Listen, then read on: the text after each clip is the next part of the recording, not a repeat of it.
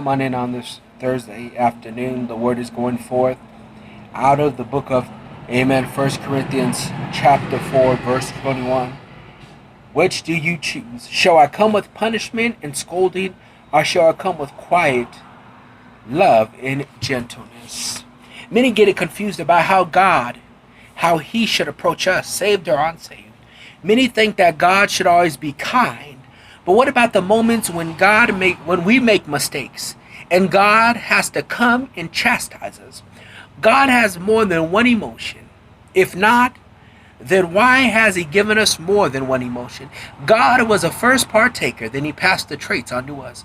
God isn't always going to be kind, sweet, loving at all times. God will come angry, vengeful, and jealous, and ready to chastise us for our mistake. If we can handle that God has more than one trait, more than one emotion, then we need to learn and pray for wisdom how we should understand the fullness of God.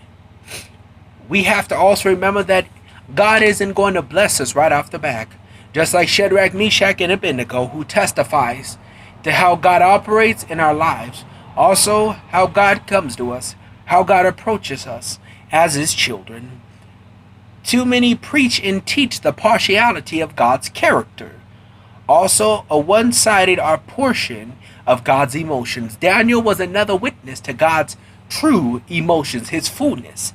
Daniel experienced the grace of God, the chastisement of God, while in the lion's den. Verse 21 of this chapter in 1 Corinthians, the writer presents a question to them in Corinth. The writer asked the people to choose which path for God that they want him to come to them, either with discipline and correction or with love and quietness and gentleness. A reality is this: God isn't always going to come the way we want him. And we got to understand that. And we got to have the understanding. We got to understand how God operates. We got to know the fullness of God, and we got to get in that mode that we cannot complain. We cannot bicker. We cannot moan. We cannot curse God out. We cannot be rude because God is not coming the way we want him to. Amen. There is more to God than just a one-sided understanding. Amen. God is a complex deity, a complex being that only if you pick up this Bible, if you get in prayer and fasting, you will understand truly how God operates. God does not always operate in love. God does come in other ways. You read throughout the Old and New Testament. Amen.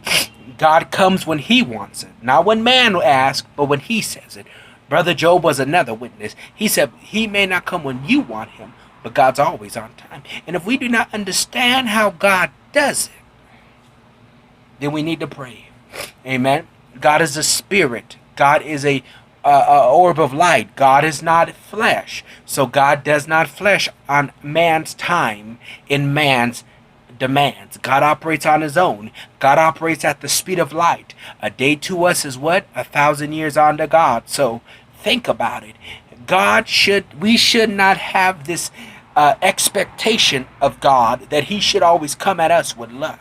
He should always come at us in respect. Let me tell you something. God has no respecter of person. So if one does not understand the fullness of God or how God operates, read your word. Pray, fast, get an understanding. It is a Christian believer's, amen, duty to pick up the Bible, to know God, how he operates. Amen. God does chastise those he loves. If you are not chastised by God, you are not his child. Simple. Many can sit up and say, well, I've never been chastised. Well, then I guess you're not a child of God. And let me say on that other aspect, keep on living, because then somewhere you may end up getting chastised. So whatever it may be, God, it's good to understand the fullness of God. Saved or unsaved, God's not going to come always with love. God is going to come in other ways.